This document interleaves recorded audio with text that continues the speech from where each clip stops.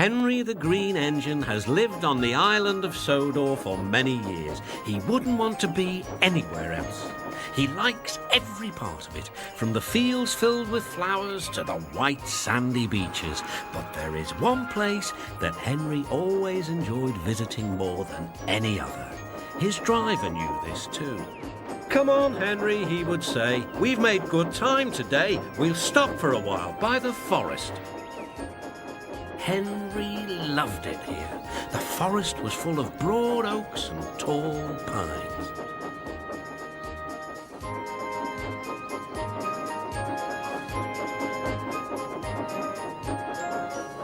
Henry could remember the day long ago when he and Toby brought some new trees to be planted and Terence and Trevor helped haul them into place.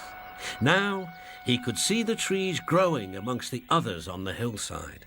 Henry always felt better for being here. He couldn't really explain why, but his driver understood. "It's peaceful," he said to Henry. But one night, everything changed.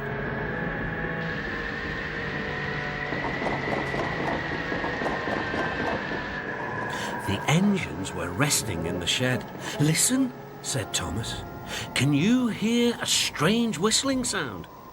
"It's the wind blowing outside our shed," replied Toby, "but I've never heard it like this before." "Do you know," added James, "if Gordon wasn't here now, I'd say it was him thundering by with the express." All the engines laughed, except Henry. "I hope the wind won't harm the forest." By morning, the fierce winds had gone, but the damage was done. Henry's driver came to see him in the yard. "Trees have fallen on the line. We must help clear the tracks." Donald set off with the breakdown train, and Henry followed. Trees lay everywhere. The hillside now looked so bare. Henry felt sad. What will happen to all the animals who live here, he thought. When Henry's flat trucks were full of logs, he took them to the timber mill, where they would be turned into furniture and other things. Henry was glad the wood was being put to good use, but he was still sorry to lose part of his forest.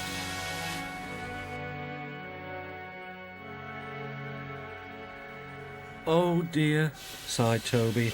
"I wish there was something we could do to make things better again." "Yes, indeed," replied Thomas, "but what? We can't mend broken trees." Toby puffed slowly into the yard. "Hello, Toby," said the Fat Controller. "You do look glum." "I'm sad about the trees," said Toby, "and so is Henry. The forest is a special place to him. Now some of it is gone." "We'll soon put that right. I have an important job for you, Toby. I would like you to take some trucks to the forest." When the trucks arrived, Toby was delighted. They were full of splendid young trees, all ready for planting. "This is the best job I've ever had," said Toby happily.